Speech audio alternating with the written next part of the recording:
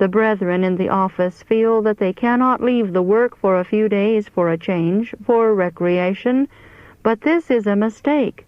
They can and should do so. Even if there were not as much accomplished, it would be better to leave for a few days than to be prostrated by disease and be separated from the work for months, and perhaps never be able to engage in it again. My husband thought it wrong for him to spend time in social enjoyment. He could not afford to rest. He thought that the work in the office would suffer if he should. But after the blow fell upon him, causing physical and mental prostration, the work had to be carried on without him. I saw that the brethren engaged in the responsible labor in the office should work upon a different plan and make their arrangements to have change. If more help is needed, obtain it, and let relief come to those who are suffering from constant confinement and brain labor. They should attend convocation meetings. They need to throw off care, share the responsibility of their brethren, and enjoy their society and the blessings of the meetings. They will thus receive fresh thoughts, and their wearied energies will be awakened to new life, and they will return to the work far better qualified to perform their part, for they will better understand the wants of the cause. Brethren abroad, are you asleep to this matter? Must your hearts be made faint by the fall of another of God's workmen whom you love? These men are the property of the church. Will you suffer them to die under the burdens? I appeal to you to advise a different order of things. I pray God that the bitter experience that has come upon us may never be allowed to come to any one of the brethren in the office. Especially do I commend Brother C. to your care. Shall he die for want of air, the vitalizing air of heaven? The course he is pursuing is really shortening his life. Through his confinement indoors, his blood is becoming foul and sluggish. The liver is deranged. The action of the heart is not right. Unless he works a change for himself, nature will take the work into her own hands. She will make a grand attempt to relieve the system by expelling the impurities from the blood. She will summon all the vital powers to work, and the whole organism will be deranged, and all this may end in paralysis or apoplexy. If he should ever recover from this crisis, his loss of time would be great, but the probabilities of recovery are very small. If Brother C. cannot be aroused, I advise you, brethren, who have an interest in the cause of present truth, to take him, as Luther was taken by his friends, and carry him away from his work. Since writing the above, I learned that most of Thoughts on the Revelation was written in the night after the author's day's work was done. This was the course which my husband pursued. I protest against such suicide. The brethren whom I have mentioned, who are so closely confined in the office, would be serving the cause of God by attending meetings and taking periods of recreation. They would be preserving physical health and mental strength in the best condition to devote to the work.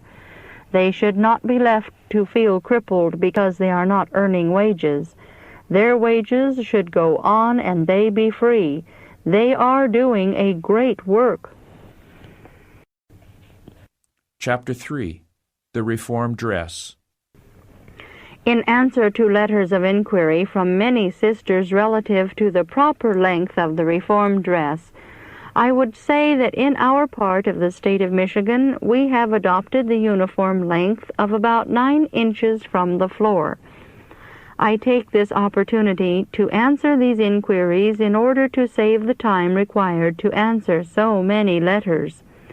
I should have spoken before, but have waited to see something definite on this point in the Health Reformer.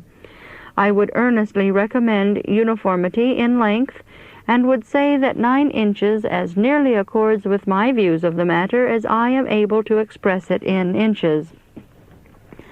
As I travel from place to place, I find that the Reformed dress is not rightly represented, and am made to feel that something more definite should be said, that there may be uniform action in this matter.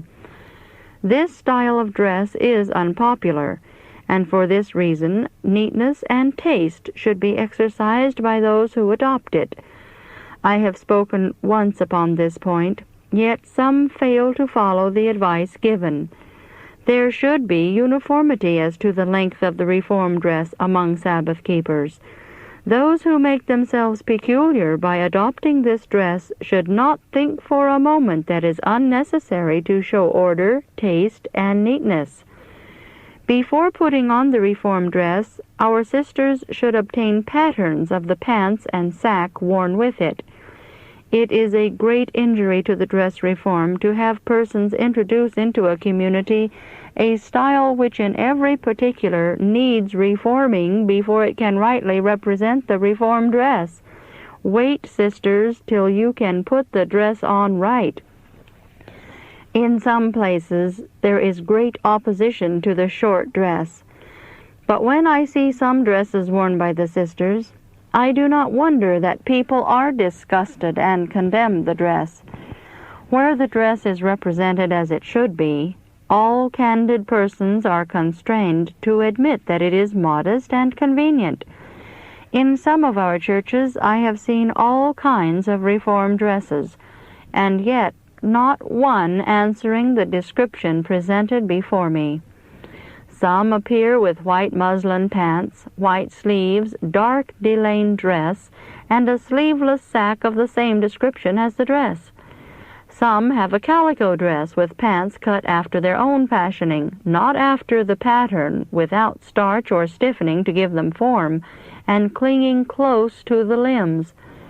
There is certainly nothing in these dresses manifesting taste or order. Such a dress would not recommend itself to the good judgment of sensible-minded persons. In every sense of the word, it is a deformed dress. Sisters who have opposing husbands have asked my advice in regard to their adopting the short dress contrary to the wishes of the husband. I advise them to wait. I do not consider the dress question of so vital importance as the Sabbath. Concerning the latter there can be no hesitation, but the opposition which many might receive should they adopt the dress reform would be more injurious to health than the dress would be beneficial. Several of these sisters have said to me, "My husband likes your dress. He says he has not one word of fault to find with it."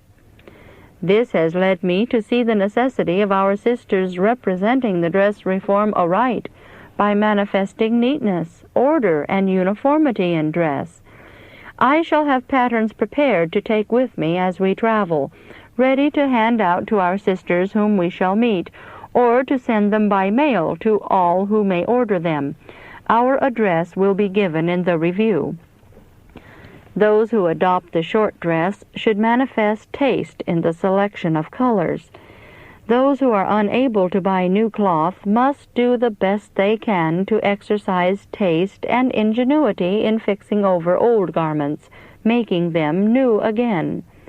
Be particular to have the pants and dress of the same color and material, or you will appear fantastic. Old garments may be cut after a correct pattern and arranged tastefully, and appear like new.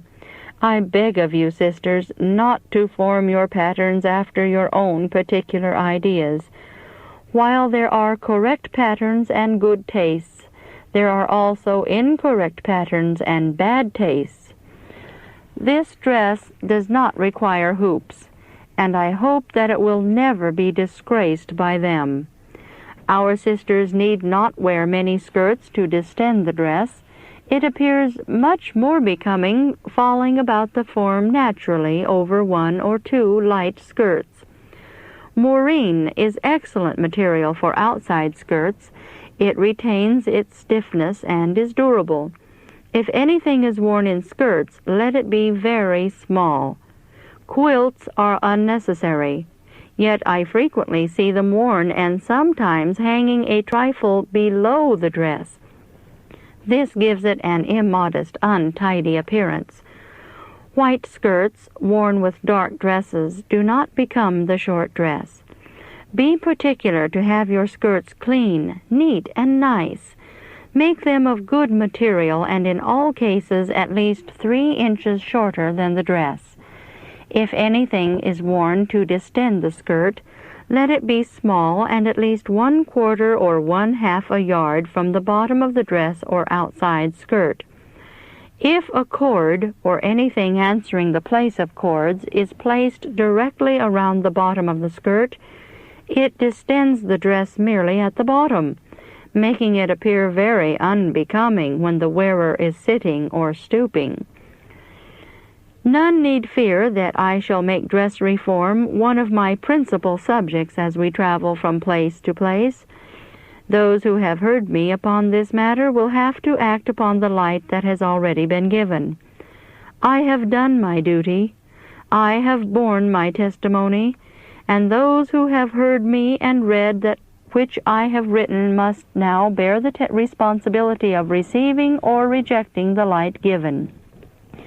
If they choose to venture to be forgetful hearers and not doers of the work, they run their own risk and will be accountable to God for the course they pursue. I am clear. I shall urge none and condemn none. This is not the work assigned me.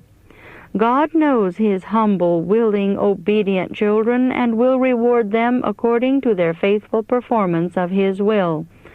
To many, the dress reform is too simple and humbling to be adopted.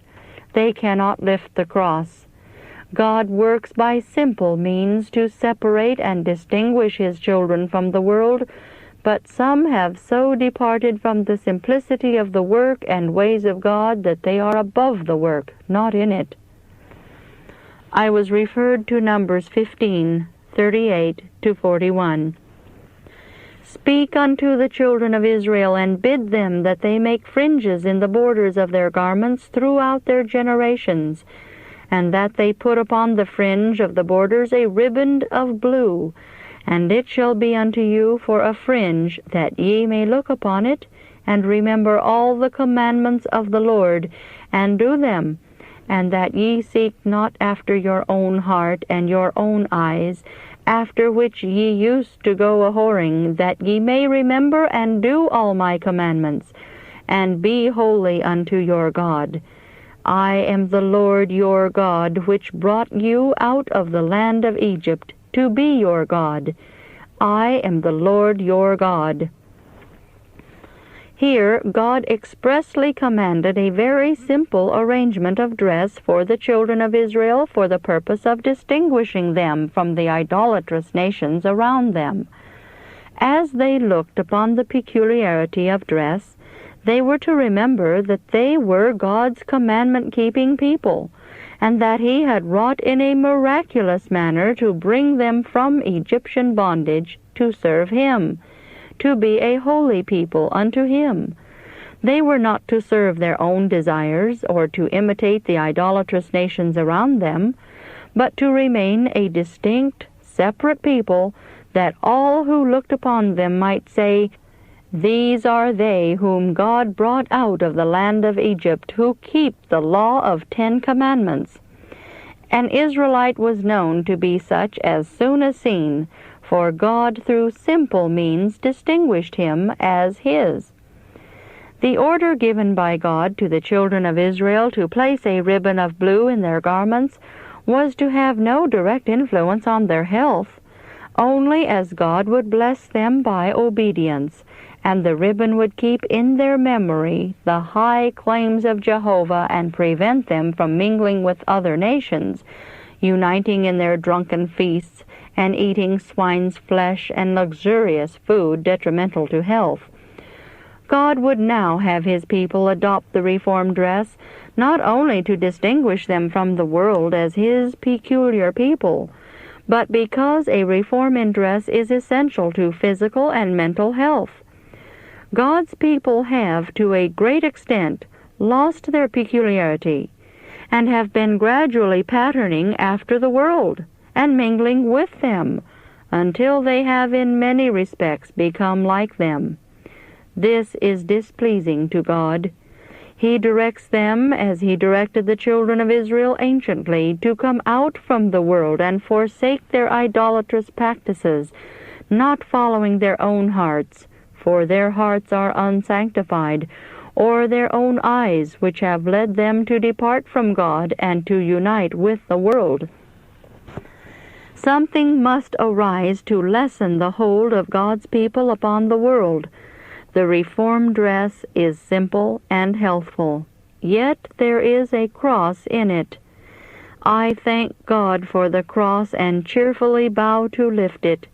We have been so united with the world that we have lost sight of the cross and do not suffer for Christ's sake.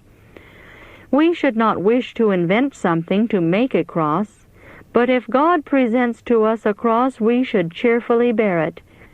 In the acceptance of the cross, we are distinguished from the world, who love us not and ridicule our peculiarity.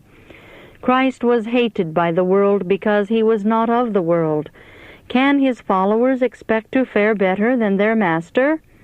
If we pass along without receiving censure or frowns from the world, we may be alarmed, for it is our conformity to the world which makes us so much like them that there is nothing to arouse their envy or malice. There is no collision of spirits. The world despises the cross. For the preaching of the cross is to them that perish foolishness, but unto us which are saved it is the power of God. 1 Corinthians 1:18. But God forbid that I should glory, save in the cross of our Lord Jesus Christ, by whom the world is crucified unto me, and I unto the world.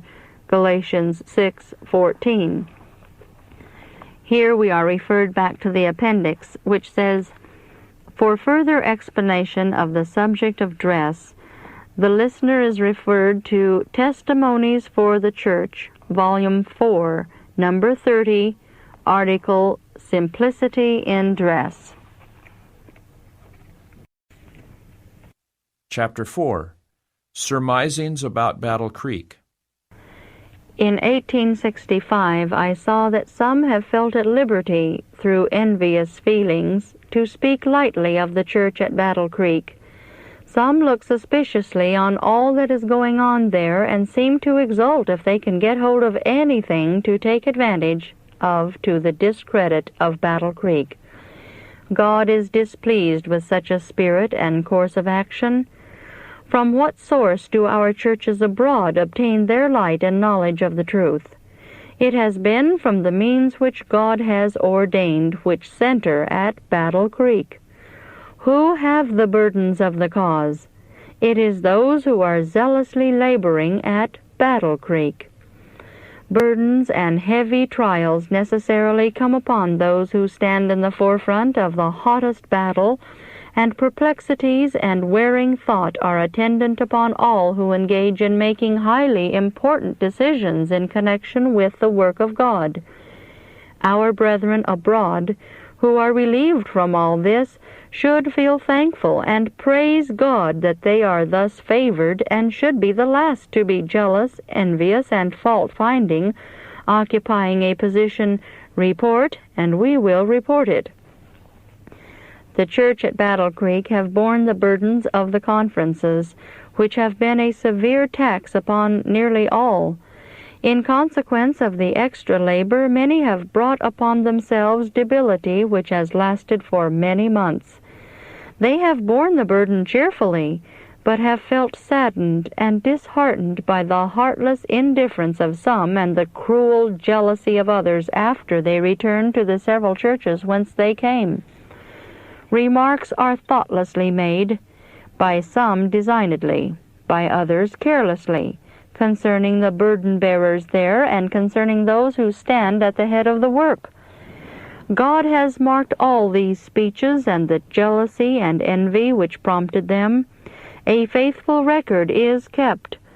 Many thank God for the truth and then turn around and question and find fault with the very means which heaven has ordained to make them what they are or what they ought to be.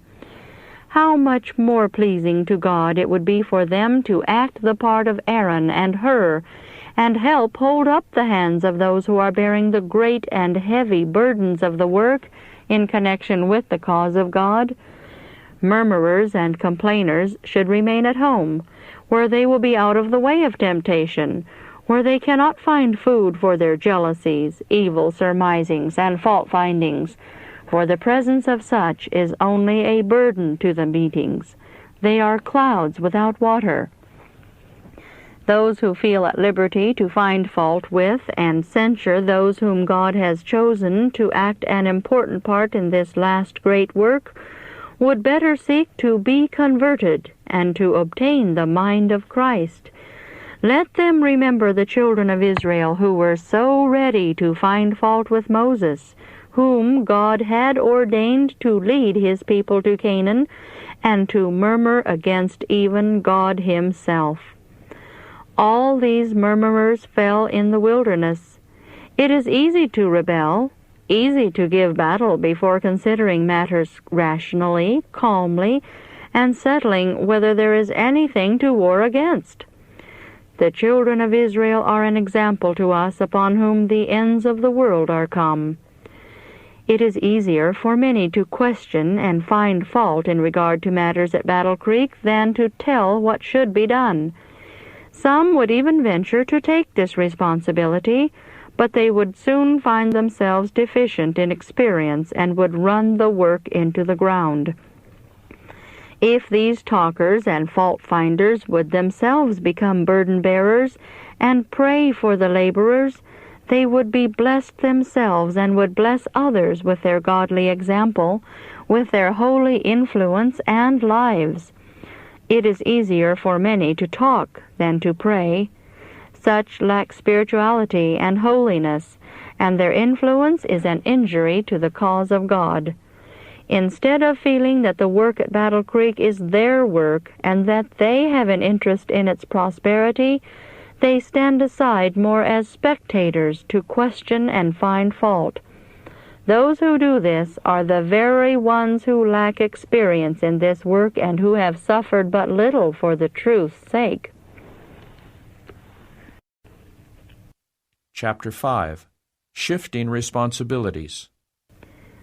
Those Sabbath-keeping brethren who shift the responsibility of their stewardship into the hands of their wives, while they themselves are capable of managing the same, are unwise and in the transfer displease God. The stewardship of the husband cannot be transferred to the wife. Yet this is sometimes attempted, to the great injury of both. A believing husband has sometimes transferred his property to his unbelieving companion, hoping thereby to gratify her, disarm her opposition, and finally induce her to believe the truth. But this is no more nor less than an attempt to purchase peace, or to hire the wife to believe the truth.